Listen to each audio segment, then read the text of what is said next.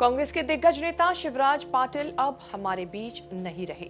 90 साल की उम्र में उनका निधन हो गया। शिवराज पाटिल ने फर्श से अर्श तक का सियासी सफर तय किया और राजनीति की बुलंदी तक पहुंचे। 70 के दशक में नगर पालिका से सियासत में कदम रखा और फिर विधायक से लेकर सांसद और देश के गृह मंत्री बनने तक का सफर तय किया। शिवराज पाटिल कोई मामूली नेता नहीं थे। शिवराज के कद का अंदाजा आप इसी बात से लगा सकते हैं कि इंदिरा गांधी के कार्यकाल से लेकर मनमोहन सिंह तक कांग्रेस और सरकार में इनकी तूती बोलती थी।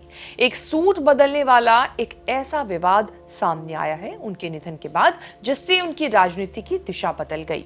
कैसा रहा शिवराज पाटिल का सियासी सफर, क्यों बन गए थे गांधी परिवार के खास, सब कुछ बताएंगे इस स्पेशल रिपोर्ट में। नमस्कार, मैं हूं कीर्ति और आप देख रहे हैं न्यूज़ तक। 12 अक्टूबर 1935 को शिवराज पाटिल का जन्म महाराष्ट्र में लातूर जिले के चाकूर में हुआ था। इनके पिता एक किसान थे और ये एक मध्यम वर्गीय परिवार से आते थे।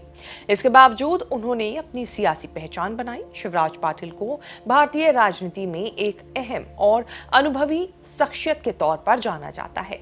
लातूर में अपनी शुरुआती पढ़ाई करने के बाद उस्मानिया यूनिवर्सिटी से साइंस में ग्रेजुएशन किया। मुंबई यूनिवर्सिटी से लॉ की डिग्री हासिल की और इसके बाद सियासत में कदम रखा। शिवराज पाटिल ने 1967 से 1979 के दौरान लातूर नगर पालिका में काम करके अपनी राजनीतिक पारी का आगाज किया। इसके बाद लातूर ग्रामीण सीट से वो 1973 से 1980 तक विधायक रहे। 1980 के आम चुनाव में लातूर संसदीय सीट से चुनाव जीतकर लोकसभा पहुंचे और इंदिरा गांधी के नेतृत्व वाली सरकार में रक्षा राज्य मंत्री के रूप में पहली बार मंत्री बने। 1980 से लेकर 1999 तक लगातार 7 बार लोकसभा का चुनाव जीतकर शिवराज पाटिल ने महाराष्ट्र ही नहीं देश की राजनीति में अपनी एक मजबूत पहचान बनाई। इसके बाद कामयाबी की बुलंदी चढ़ते गए। यही नहीं, केंद्र में तो वो मंत्री रहे ही, इसके अलावा उन्होंने अलग अलग राज्यों के राज्यपाल का जिम्मा भी संभाला। इंदिरा गांधी की सरकार से लेकर राजीव गांधी की सरकार ही नहीं बल्कि मनमोहन सरकार में भी शिवराज पाटिल की सियासी धमक बोलती थी। इंदिरा और राजीव गांधी की सरकार में उन्होंने रक्षा, वाणिज्य, विज्ञान और प्रौद्योगिकी, परमाणु ऊर्जा, इलेक्ट्रॉनिक्स और अंतरिक्ष राज्य मंत्री जैसे महत्वपूर्ण डिपार्टमेंट्स की जिम्मेदारी संभाली।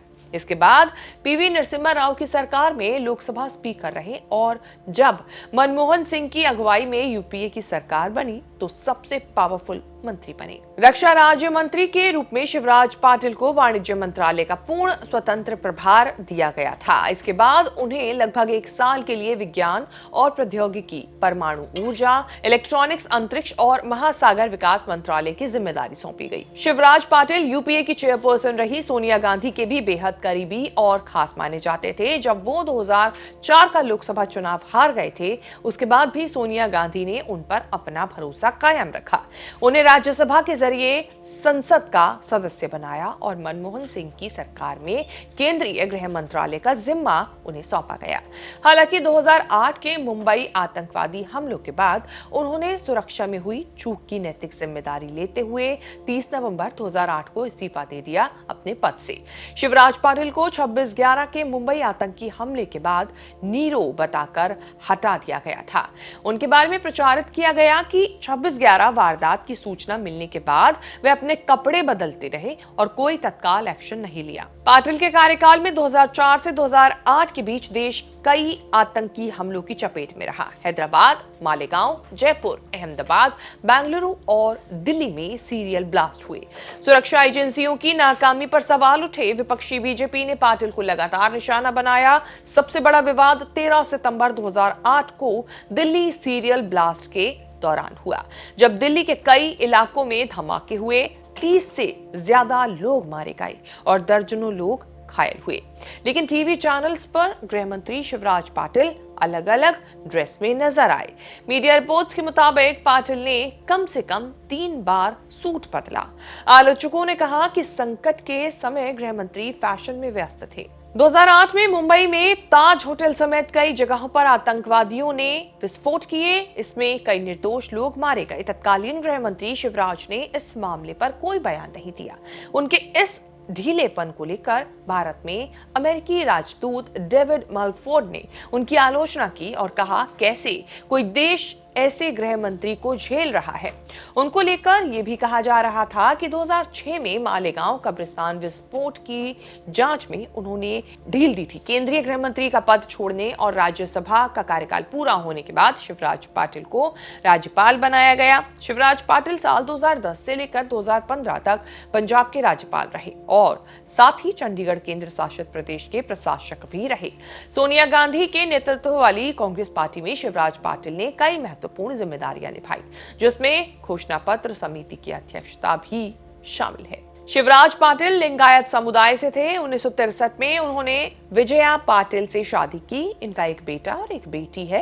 इनकी बहू डॉक्टर अर्चना पाटिल चाकुरकर पॉलिटिक्स में एक्टिव हैं। लगभग 5 दशक के पार्लियामेंट्री और एडमिनिस्ट्रेटिव एक्सपीरियंस, अलग अलग मिनिस्ट्री में काम करने और लोकसभा स्पीकर के तौर पर अपने योगदान के साथ शिवराज पाटिल को इंडियन पॉलिटिक्स में एक अहम और जानकार इंसान माना जाता है। अब उनके निधन पर न्यूज तक की टीम की तरफ से भी हम सभी की तरफ से भावपूर्ण श्रद्धांजलि। पिछली बार आपने ये बात कही थी, आपसे सवाल पूछा गया था कि आप शादी कब कर रहे हैं, तो आपने कहा था कि जब एक खूबसूरत सी लड़की मिल जाएगी तब कर लेंगे। तो उस बात को अब 1 साल बीत गया है, स्थिति बदली। आपने ये भी बीच में कहा कि कोई मेरा ससुर बनना नहीं चाहता।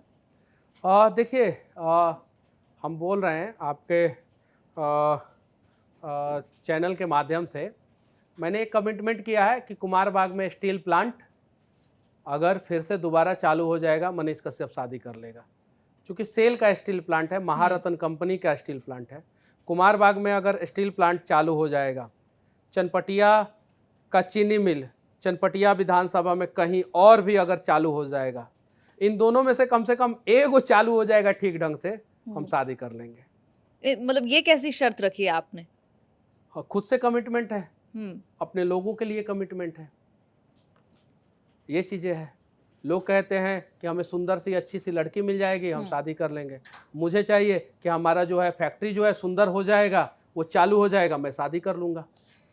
लेकिन तलाश चल रही नहीं चल रही है? परिवार, आपने ये भी कहा था बीच में कि परिवार को काफ़ी दिक्कत आ रही है। नहीं, अभी कोई तलाश नहीं है। सिर्फ तलाश ये है कि हम लोग बिहार के लिए कुछ करें, कुछ अच्छा करें और बिहार के लोगों को जो है वो दर्जा मिले जो मिलना चाहिए।